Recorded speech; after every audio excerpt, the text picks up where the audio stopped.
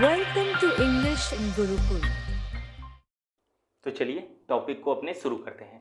तो यहाँ पर आज का हमारा टॉपिक है वर्ब, और ये वर्ब का पूरा चार्ट मैंने बनाया हुआ है, और ये पूरा चार्ट जो है पूरा का पूरा वर्ब इतने में ही है, यही सारा वर्ब है। हाँ, इसके अलावा कुछ ऐसे वर्ब हैं जो कि इसमें नहीं आएंगे, जैसे कि पॉजिटिव वर्ब आ जाएगा, फ्रेजल वर्ब हो जाएगा, ऐसे बहुत सारे ऐसे वर्ब हैं जो कि इसमें नहीं है। फिलहाल में जो हमको टॉपिक पढ़ना है, जो कि हमारे class 9th, class 10th, class 11th और क्लास 12th के लिए मोस्ट इंपॉर्टेंट टॉपिक है।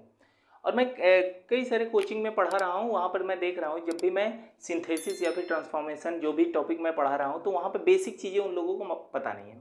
तो बेसिक चीज़ें पता नहीं है, जिसकी वजह से क्वेश्चन लगाने में बड़ा दिक्कत हो रहा है। तो आज मैं उसी दिक्कत के बारे में हम लोग बात करेंगे कि क्या क्या दिक्कतें हो रही हैं और किसकी वजह से हो रही हैं। तो यहाँ पर वर्ब के बारे में पूरा जानकारी है, बस वहाँ पर लोगों को क्या पता है कि वर्ब के बारे में पता है। वर्ब क्या है? डूइंग और सेइंग वर्ड्स, बस यही पता है कि वर्ब क्या होता है, जिससे कार्य का पता चलता है। लेकिन वर्ब में भी देखेंगे तो यहाँ पर हमारा फाइनाइट वर्ब और नॉन फाइनाइट वर्ब में बटा है। तो फाइनाइट वर्ब क्या होता है, नॉन फाइनाइट वर्ब क्या होता है, हम लोग इसको एक एक करके सारी बातें देखेंगे।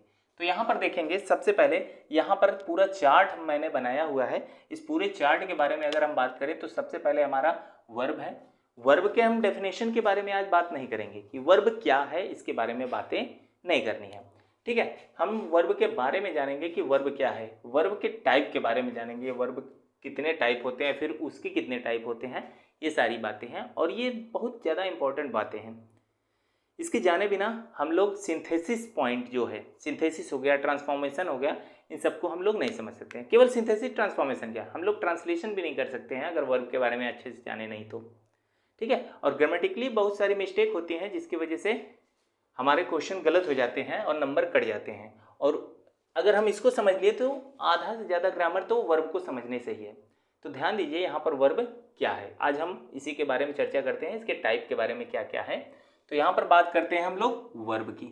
तो ये वर्ब हमारा टॉपिक है, तो वर्ब हमारा है और इसके टाइप के बारे में देखते हैं। तो टाइप हमारा क्या है, एक बनता है हमारा फाइनाइट वर्ब और एक बनता है हमारा नॉन फाइनाइट वर्ब। जितने भी वर्ब हैं, कोई भी वर्ब उठा लीजिए, कोई सा भी वर्ब उठा लीजिए, उन वर्ब में से कोई भी वर्ब वो होगा या तो फाइनाइट वर्ब होगा या तो नॉन फाइनाइट वर्ब होगा।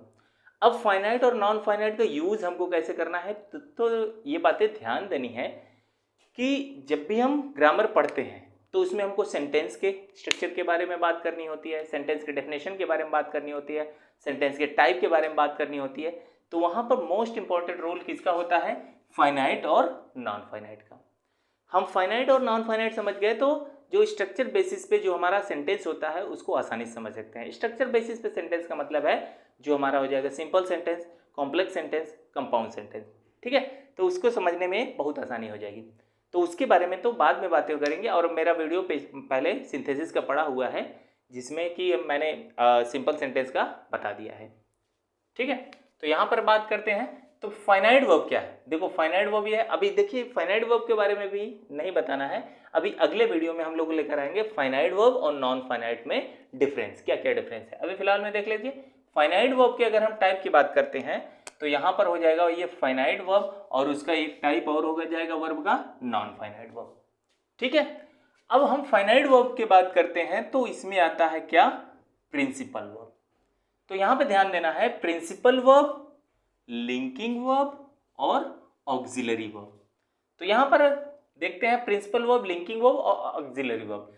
तो प्रिंसिपल वर्ब का नाम आप लोगों ने सुना होगा, अगर नहीं सुना है तो मेन वर्ब का नाम सुना होगा, ऑर्डिनरी वर्ब का नाम सुना होगा, या फिर उसी को हम लेक्सिकल वर्ब भी कहते हैं प्रिंसिपल वर्ब को। अब प्रिंसिपल वर्ब की हम बात करते हैं तो प्रिंसिपल वर्ब में जो मेन वर्ब होता है, या तो वो वर्ब का फर्स्ट फॉर्म होगा, या तो वो वर्ब का सेकेंड फॉर्म होगा, या फिर वर्ब में यस या ईएस लगा होगा। तो यही होते हमारे प्रिंसिपल वर्ब, ठीक है। तो यही हमारा प्रिंसिपल वर्ब होता है। अब उस प्रिंसिपल वर्ब के भी दो टाइप हैं, प्रिंसिपल वर्ब के भी दो टाइप हैं। अभी मैं बहुत हल्का फुल्का ऊपर से ओवरव्यू दे देता हूं, इसके बारे में हम लोग आगे डिटेल में पढ़ेंगे। अभी फिलहाल में देख लेते हैं। तो प्रिंसिपल वर्ब में अब हम देख लेते हैं ट्रांजिटिव वर्ब। ट्रांजिटिव वर्ब कैसा होगा, तो ऐसा कोई वर्ब का फॉर्म आया रहेगा। अच्छा ध्यान देना, प्रिंसिपल वर्ब का यूज या तो प्रेजेंट इंडेफिनिट में या तो पास्ट इंडेफिनिट में यूज किया जाता है, क्लियर। अब हम आगे बढ़ते हैं। तो ट्रांजिटिव वर्ब की बात करते हैं। ट्रांजिटिव वर्ब ऐसा वर्ब होता है जो कि जिसमें ऑब्जेक्ट आता है। जिस ट्रांजिटिव वर्ब का, जिस वर्ब का यानी प्रिंसिपल वर्ब का ऑब्जेक्ट होगा वो कहलाएगा क्या, ट्रांजिटिव वर्ब। ठीक। और जिस वर्ब का ऑब्जेक्ट नहीं होगा, जिस प्रिंसिपल वर्ब का ऑब्जेक्ट नहीं होगा, उसे हम क्या कहेंगे, इंट्रांजिटिव वर्ब। इसी को हम कहते हैं सकर्मक और अकर्मक। बात क्लियर है। अब बात आती है लिंकिंग वर्ब की। तो लिंकिंग वर्ब के बारे में हम थोड़ी सी बातें यहाँ पे करेंगे, बस थोड़ी सी बातें, बहुत ज़्यादा नहीं। तो लिंकिंग वर्ब की अगर हम बात करें तो यहाँ पर लिंकिंग वर्ब क्या क्या होता है, या तो इज होता है, एम होता है, आर होता है, वॉज होता है, या फिर वर होता है। यही लिंकिंग वर्ब होते हैं। ठीक। लेकिन अगर ध्यान से देखें तो यहाँ पर भी इज, एम, आर, वाज, वर है। ये लिंकिंग वर्ब नहीं है, ये लिंकिंग वर्ब है। क्यों?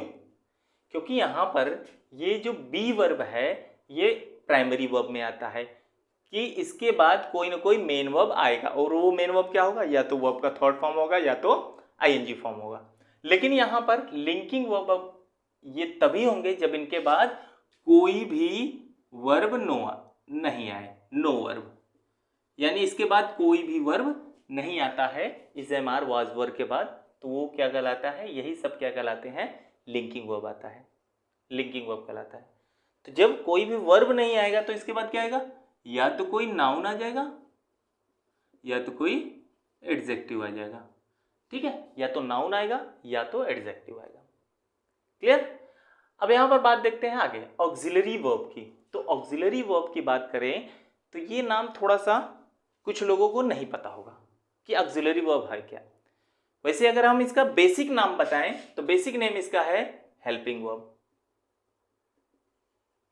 Helping verb. तो हेल्पिंग वर्ब की बात करें, ये तो जानते ही हैं कि हेल्पिंग वर्ब क्या होता है। तो वही हेल्पिंग वर्ब जो हेल्प करता है किसका, मेन वर्ब का, क्या करने में, टेंस बताने में। ठीक है, टेंस की पहचान करने में हम हेल्पिंग वर्ब का यूज किया जाता है। तो यहां पर ध्यान देंगे तो ऑक्सिलरी वर्ब यानी हेल्पिंग वर्ब के भी दो टाइप हैं, एक आता है प्राइमरी और एक आता है मॉडल। ठीक है, प्राइमरी वर्ब और मॉडल वर्ब। तो यहां पर प्राइमरी वर्ब की बात करते हैं तो प्राइमरी वर्ब में क्या क्या आता है, डू वर्ब आता है, बी वर्ब आता है और हैव वर्ब आता है। ये तीन टाइप के वर्ब होते हैं प्राइमरी वर्ब में। और डू वर्ब में आता है डू, डज और डिड। क्या आता है, डू, डज और डिड। ये प्राइमरी वर्ब में डू वर्ब का है। डू वर्ब से कौन कौन से वर्ब निकलते हैं ये है।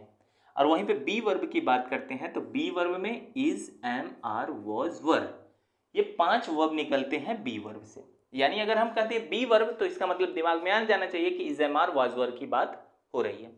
क्लियर। आगे देखते हैं हैव वर्ब की बात करें तो हैव वर्ब में आता है हैज, हैव और हैड। ठीक।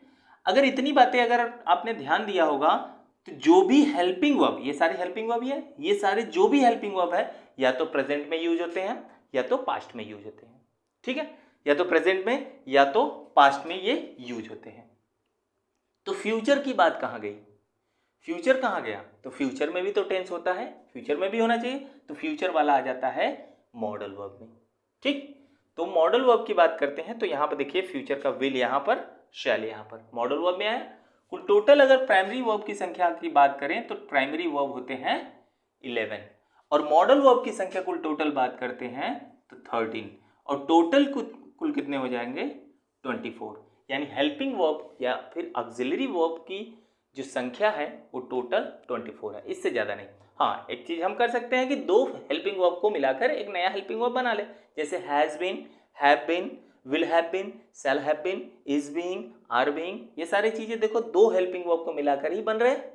तो वहाँ पर ये चीज़ें ध्यान देनी है। मेन कितने होते हैं, 24 हेल्पिंग वर्ब होते हैं, जिसमें 13 मॉडल वर्ब, 11 प्राइमरी वर्ब। ठीक है।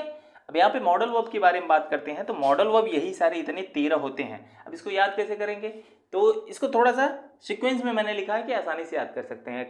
Can, could, may, might, will, would, shall, should, use to, ought to, must, need, dare.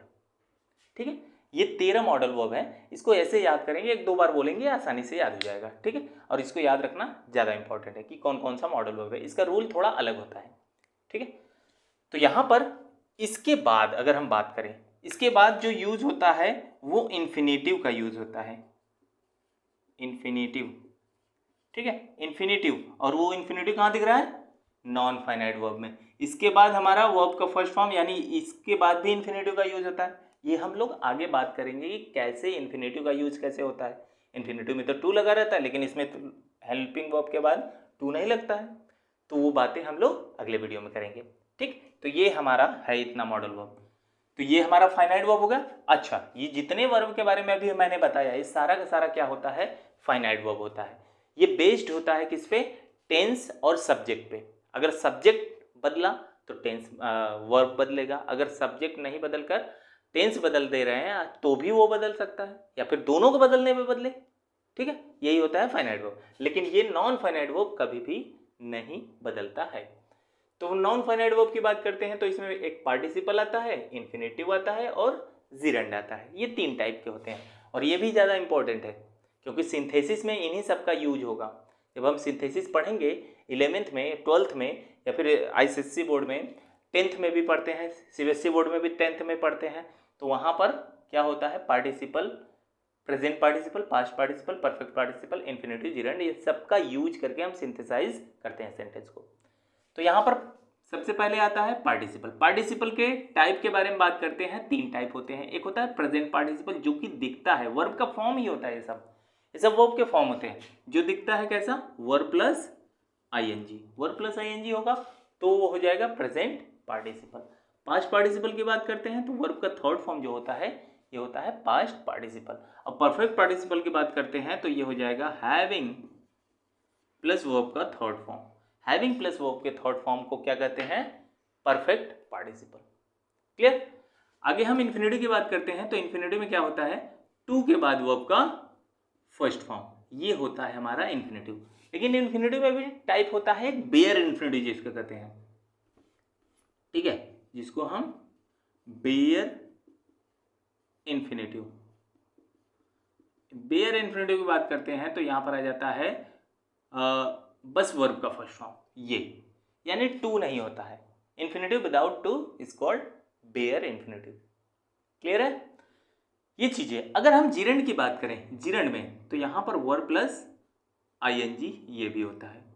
Verb plus ING, gerund भी वर्ब प्लस आईएनजी ही होता है। क्लियर? ठीक। तो ये हो गया हमारा वर्ब का थोड़ा सा ओवरव्यू और इसको समझना हमको बहुत ज़्यादा जरूरी है, ठीक। अच्छा, यहाँ पर देख रहे होंगे verb plus ING, verb plus ING, इन दोनों में अंतर है कि सेम है? तो यहाँ पर देख रहे हैं कि वर्ब प्लस आईएनजी दोनों तो सेम देखने में लग रहा है, लेकिन इनका यूज थोड़ा अलग है। तो इसको अभी नहीं, हम लोग नेक्स्ट वीडियो में क्लियर करेंगे, ठीक है। तो वीडियो आप लोगों को कैसा लगा? ये सारी बातें क्लियर है? तो यहाँ पर वीडियो हमारा आज का समाप्त होता है। कुछ भी अगर सुझाव देना है तो कमेंट बॉक्स में कमेंट करिए, लाइक करिए, शेयर करिए। अब मिलते हैं हम लोग अगले वीडियो में, तब तक के लिए नमस्कार।